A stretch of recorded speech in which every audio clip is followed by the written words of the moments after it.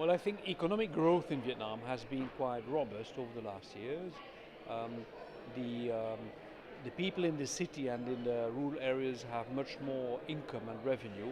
Their standard of living has improved tremendously, and I think that overall the Vietnamese market is extremely promising for European people trying to do business with Vietnam. It's very promising. It's developing very fast. The second is what are your expectations about the EU re-entry promotion activity in the coming time?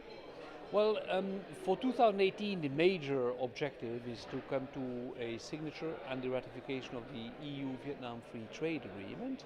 Once we have this free trade agreement in place, 70% of the trade flows will be exempted from import duties, meaning it will give a big boom to trade between Europe and Vietnam and also investment. So I think that will trigger a lot of interest for the Vietnamese market. So for us, for the delegation, the point is to achieve this, come to the signature of the free trade agreement, and I think the member states will profit very much to promote trade once the free trade agreement is in place. But already a lot is happening now. Yeah.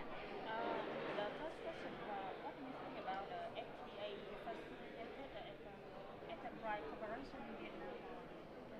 Well, for the time being, European investment from EU companies in Vietnam has increased considerably over the last year, but we are still only the fifth investor amongst foreign investors. Number one is South Korea, number 10 is the United States.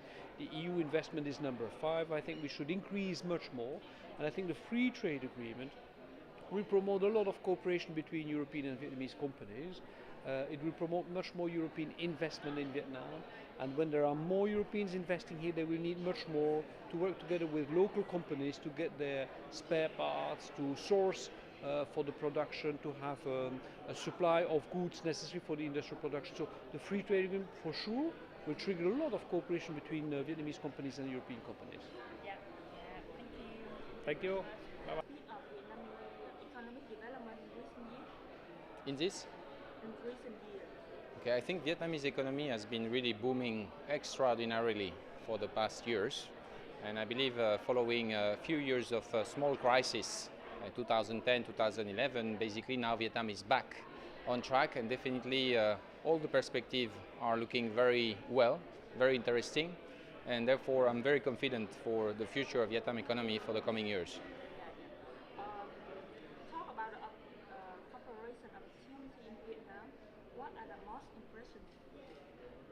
Well, I believe there are a lot of opportunities in many sectors in Vietnam, but for European companies, what we see is that there are sectors around food and beverage, uh, lifestyle for sure, healthcare, IT, construction, decoration, uh, ecological and eco-friendly product, everything that is in relation with sustainability, are definitely very strong field where European companies have a lot of things to bring, and therefore we can see as well that Vietnam is looking for European know-how and European quality in relation with all these sectors.